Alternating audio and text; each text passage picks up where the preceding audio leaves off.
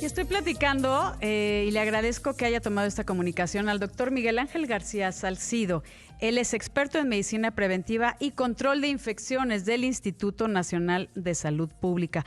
Y hablando de esto, querido Miguel, ya que esta semana el semáforo de riesgo epidemiológico para COVID ubica solo 18 estados en color naranja, es decir, con alto riesgo de contagio, y los otros 14 están en semáforo rojo, que es el nivel máximo de riesgo. Pero queremos entender ¿a qué se refieren con los semáforos? Ya se tiene que abrir la economía. Me queda claro que hay muchas personas que estamos pasando momentos difíciles, todos en especial, pero ¿qué nos significa? Y te agradezco, Miguel Ángel, como siempre, darnos este apoyo a Bien y Saludable. Pues como siempre, Ethel, muy buenas tardes. Es un placer estar contigo y con tu auditorio. Muchas gracias por el espacio.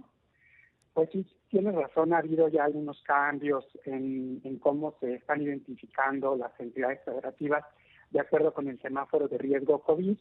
Esto pues es algo que se actualiza de manera semanal en las conferencias que realiza el subsecretario de Salud y el director general de Epidemiología.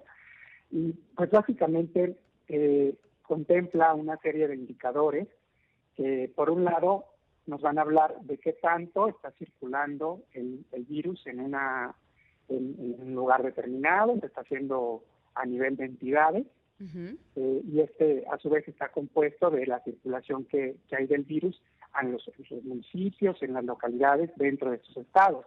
Entonces, por un lado es entender qué tanto está circulando el virus, ¿no? Y eso lo podemos ver tanto por la incidencia, es decir, los casos nuevos que se están reportando en el Sistema Nacional de Vigilancia, como con el porcentaje de positividad de las pruebas, es decir, de cada 100 pruebas que yo realizo, que tantas son positivas, ¿no? Entonces lo expreso en un porcentaje y en teoría a mayor porcentaje de positividad, mayor presencia, por así decirlo, del virus, dado que de todas las que muestreo tengo más positivos. Este indicador en México no aplica tanto porque está un poco sesgado, dado que nosotros estamos muestreando a pacientes graves, y un paciente grave pues es más probable que salga positivo, o a pacientes que al menos acuden al hospital y que acuden al hospital justamente porque tienen dificultad para respirar o un cuadro que los lleva a este lugar y por tanto es más probable que sean positivos.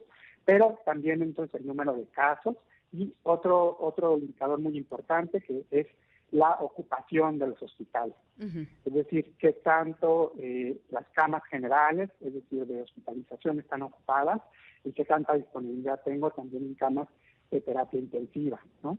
Entonces, en la Ciudad de México, por ejemplo, bajamos del 60% en la ocupación hospitalaria y además la incidencia no ha disminuido, eso hay que aclararlo, seguimos teniendo muchos casos, seguimos teniendo más casos, pero la velocidad en la que se está incrementando parece que se está estabilizando y pues bueno, eso llevó a tomar la decisión de que se incluyera a la Ciudad de México. Obviamente si el porcentaje de ocupación hospitalaria aumenta, pues otra vez tendríamos que regresar a semáforo rojo, pero de momento esa disponibilidad de camas, una disminución en la velocidad o en el incremento de casos, y un porcentaje que se ha mantenido más o menos estable de positividad, pues ha permitido decir que podemos transitar hacia un semáforo naranja, que sigue siendo de alto riesgo. Pero no de eso es algo que necesito que nos comentes, Miguel Ángel. La gente piensa que en el momento que cambia de semáforo, nosotros aquí en la Ciudad de México ya cambió de rojo a naranja, pero eso no significa que ya puede salir sin ningún tipo de precaución. Yo ahora que venía para acá, sí noté mucha más gente en las calles, mucho más tráfico, pero mucha gente como si hiciera su vida normal. Y vi mucha gente sin protección, sin cubrebocas, sin caretas sin sana distancia. Pero eso es lo que ha sucedido aquí en la Ciudad de México, pero hay otros estados que cambiaron de rojo a naranja y no significa que la epidemia va a desaparecer o que va en camino de desaparecer. Lo que siempre hemos comentado es que vamos a tener que aprender a vivir con ello. Así es. De hecho, simplemente basta ver los números, ¿no? En el mundo estamos alcanzando ya los 10 millones de casos confirmados, ¿no? Con casi medio millón de defunciones.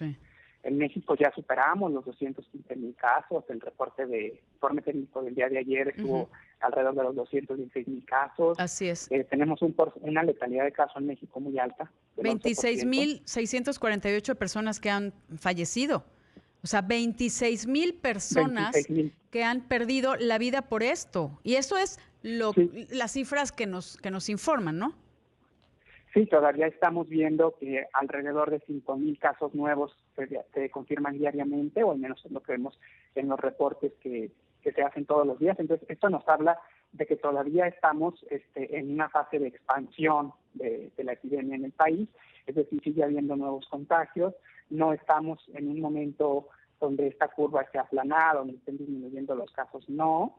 Estamos todavía con muchos estados que aún están en ascenso, y esto de alguna manera refleja que el global, el nacional, pues también tenga este comportamiento.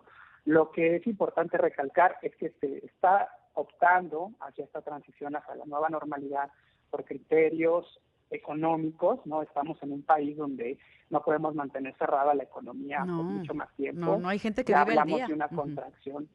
Así es, y en términos macroeconómicos, de una contracción de hasta el 8% del PIB, y esto también tiene una repercusión en la salud de la población. Entonces es algo que ya no se puede sostener, pero lo que significa entonces el cambio es que vamos hacia la transición, pero es una transición con cautela, ¿no? Con máxima protección, ¿no? De hecho, yo he cambiado ya mis recomendaciones, por ejemplo, respecto al uso de cubrebocas, ¿no? En cuanto la Organización Mundial de la Salud actualizó sus nuevas guías, también hicimos una reflexión importante de en qué entornos sí se deberían de utilizar, ¿no? Y hemos visto que es una herramienta que es muy importante, ¿no? Estoy platicando con el doctor Miguel Ángel García Salcido. Él es experto en medicina preventiva y control de infecciones del Instituto Nacional de Salud Pública, y nos está comentando acerca de los cuidados que debemos de tener ahora que van cambiando estos semáforos y queremos entender, la pandemia sigue activa. Nada más se tiene que reactivar la economía y nosotros debemos de cuidarnos.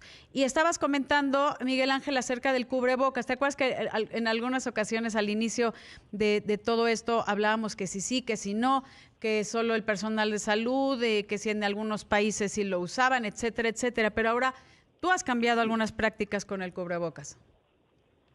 Sí, pues obedece primero a que ya organismos internacionales como la OMS ya evaluaron a la luz de nueva evidencia el tema del uso de las mascarillas quirúrgicas, el cubrebocas o la mascarilla de tela, y lo que vemos lo que sabemos en escenarios como este es que la constante es como cada vez menor, o sea, no tenemos como conocimiento inamovible, esto siempre se está cambiando, y pues la evidencia lo que sugiere es que pudieran ser muy útiles, sobre todo cuando no podemos mantener la sana distancia. Hay un metaanálisis muy importante que lo que demostró es que el utilizar el cubrebocas tiene hasta un 60% de reducción del riesgo con respecto a los que no lo utilizan para adquirir SARS-CoV-2.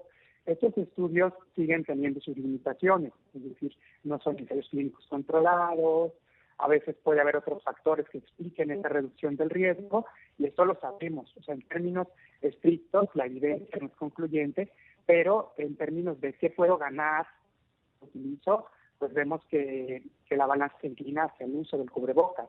Por ejemplo, todo este grupo de pacientes que son presintomáticos o de personas que son presintomáticas, que están infectadas, pero que todavía no desarrollan síntomas, sí.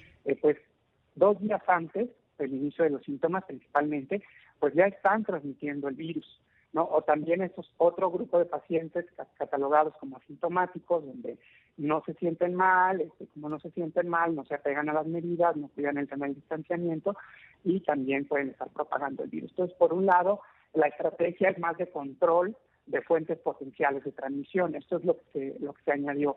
Lo que ya se tenía era el uso de cubrebocas en personal de salud, en personas que presentaban síntomas, Sí.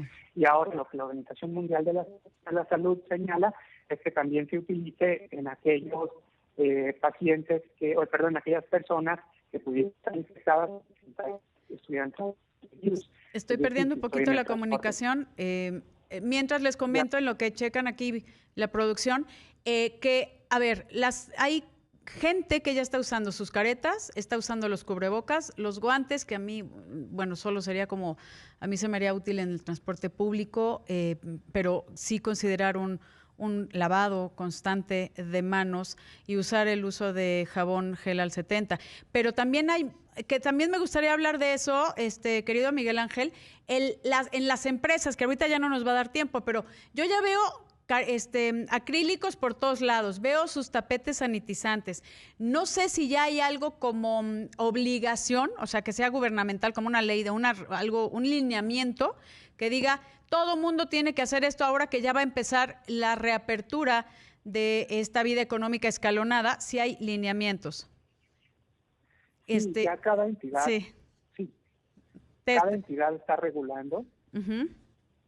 Sí, cada entidad ya está regulando el uso de los dispositivos de seguridad que ellos han considerado necesarios.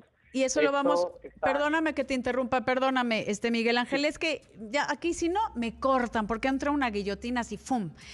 Pero ese es un tema pendiente, ¿te parece? Va, cada estado y qué significa todas estas cosas que van a empezar a regular. Le agradezco muchísimo al doctor Miguel Ángel García Salcido. Gracias, querido Miguel Ángel, y al equipo de producción.